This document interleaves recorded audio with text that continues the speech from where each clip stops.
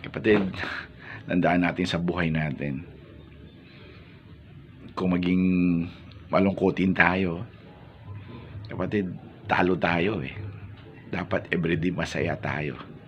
So pagising mo pa lang sa umaga, dapat nakangiti ka, kasi yan ang kailangan ng puso natin. Maging masaya tayo, kasi yan ang pagpapaganda sa buhay natin kapag lagi tayong masaya. At tanda natin yung attitude natin and gratitude, yan ang kailangan natin sa buhay natin.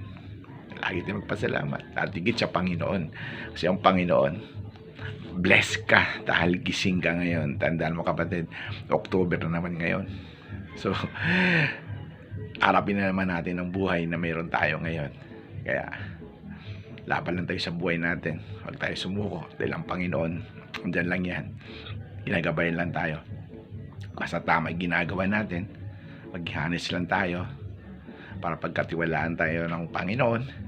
At lalo higit, kapag mahal natin ang ating kapwa, mahal din tayo ng Panginoon. Tandaan mo lagi, God loves you.